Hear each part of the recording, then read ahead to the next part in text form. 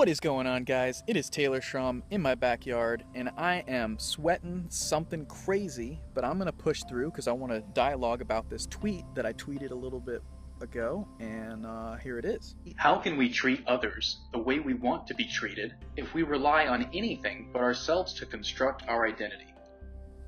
So what does that tweet even mean? I think that there's a couple parts to it that we need to break down. The first part that I would like to talk about is treating others nicely, right? Treating others in a way that that is good. So how do you define that? One instance could be difficult to make the decision of what is good, and that's helping an old woman across the street. I think that the consensus of our society is that you should go help that person, an old person, cross the street because they are elderly and they may fall and they may really just enjoy a young person's help. You know, seeing that their society that they live in is one that a younger person would help an older person, even if they don't physically need the help getting across the street, right? But you could also envision a situation where an old woman may feel offended that someone younger than them is helping them do anything. And so that moral dilemma has played itself out time and time again. And in our society, there's kind of a consensus or a truth that has made itself known that if given that situation, you just do it. You just help an old person cross the street. And so you hear that saying, you know, you help people cross the street. Yeah, so, but it's not always obvious, right? Because we mentioned that some people might be offended by that. So how do we go forward in a society and do the right thing as much as we possibly can? Well, most societies have concluded that a good principle to go by when faced with a difficult moral decision is the Golden Rule, which in the Bible is something like this. For the entire law is fulfilled in keeping this one command: love your neighbor as yourself. Right, so that's what the Bible says, but a lot of other societies and faith traditions have developed a golden rule of their own. And to sum it all up, it's basically treat others, people other than yourself, the way you want to be treated. And that has worked for a lot of societies, just as the basis of their moral foundation. Treat others the way you want to be treated. And there's a couple of assumptions in there that could be detrimental if they're not really faced. And so that's what I'm going to try and do in this episode of hashtag TaylorWise tweets. And I'm going to go ahead and break it down. So, the biggest obstacle to the Golden Rule is how people construct their identity. Because if your identity is constructed on anything but stuff that you can control, or if your identity is constructed on anything but your intelligence or things that manifest themselves as ideas and personal skills and abilities, and you're really at a risk for not knowing who you are. Let's say, for example, that you put your identity into your phone or your clothes or your house or your car.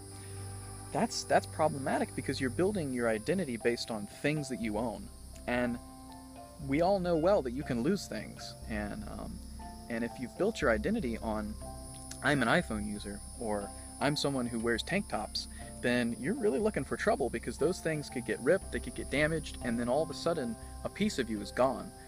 So it's very important to realize to what extent your identity is reliant on the things that you own. The things that you own. Now, you might say, Taylor, you're recording this video on an iPhone and you're wearing a tank top right now. How can you say these type of things?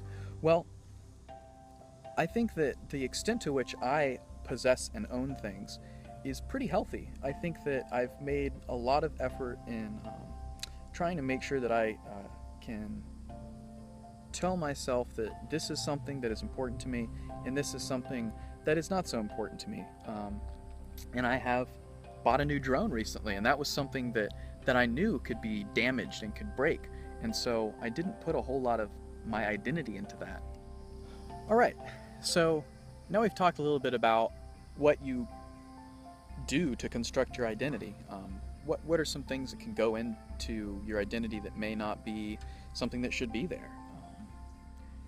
Now you could also say, Taylor, I can construct my identity however I'd like, because in the end, what consequence is it that I have constructed my identity solely on the fact that I own an iPhone?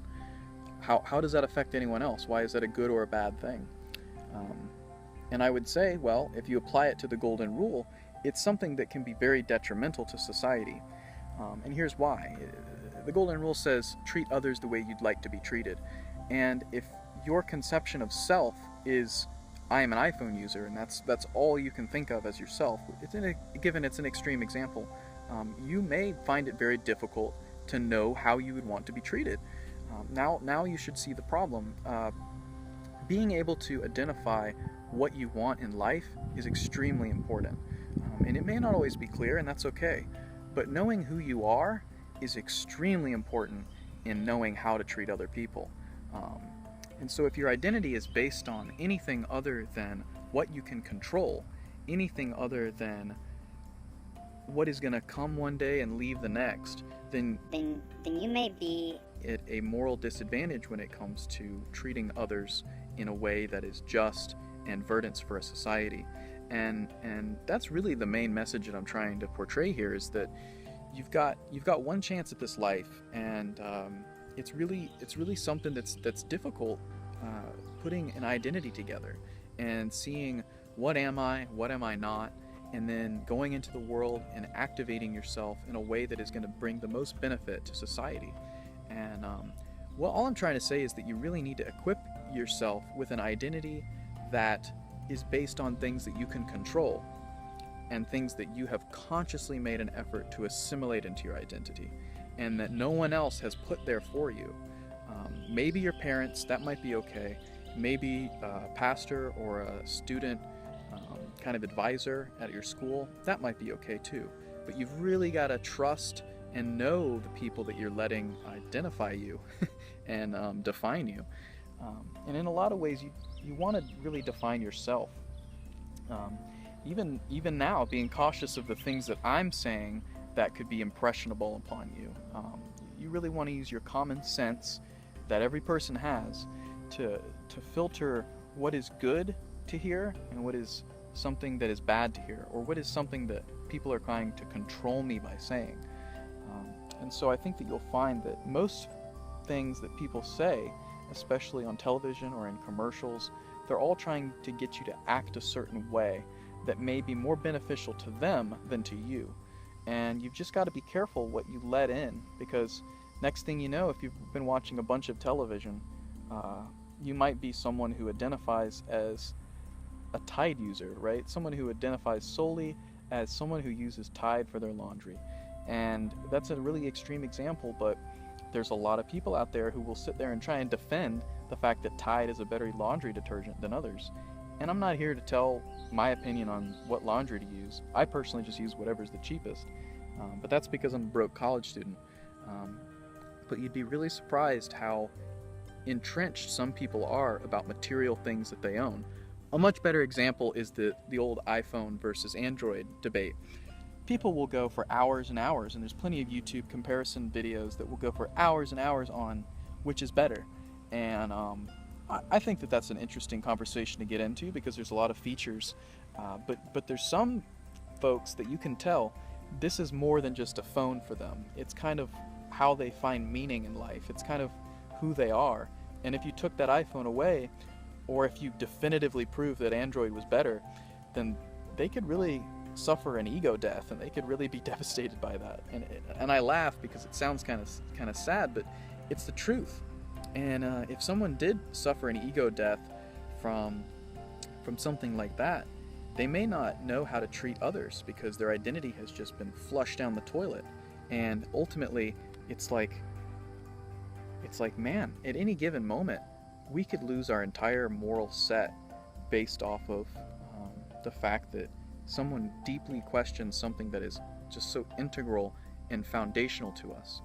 And I'm really here to say and offer the wisdom that you've got to be careful what you build your house on. You've got to be careful who you identify as and what type of labels you put on yourself, because if they're things that you're not 100% sure about, or if they're based off of things that you can own or things that you can show to other people, you've really got to be careful about how that can be one day here and one day very obvious and truthful for you, but then the next day be completely gone or be completely disproven as a thing or as a possession or as a mentality. And I think that that's basically the conclusion of what I want to say. I think that I'd love to see the comments about this video, and I hopefully some people disagree so that we can kind of enter into some debate. But ultimately, I really appreciate you guys listening, and I'll just kind of close by summarizing. So the golden rule says, treat others the way you want to be treated. And I see that America has become very materialistic, and that a lot of America's identity is founded on material things, right? Especially as an emergent society, we are very reliant on defining ourselves by the things that we have. And I think that's kind of playing out and showing that we find it difficult to know how to treat other countries or other people who are maybe immigrating to this country. And I think that it may be something that we need to think long and hard about, because a country really doesn't exist. It's comprised of each and every individual that makes it up. And so if each and every individual is becoming more and more materialistic or identifying themselves with things that don't really matter, then that's going to be mirrored or represented on a larger scale. And so it's no wonder that America has become so materialistic and prone to aggressive marketing campaigns by corporations. I think it's the true fault is our own. It's a greed for materials to be able to prove to others who we are. And I think that the price that we're paying for that is forgetting how to treat others, because we don't know who we are without these new updates and upgrades of materials that we already own. So I hope that helped, and I hope you all have a really well-treated day. So I hope that helped, and I hope that you all have a really great day.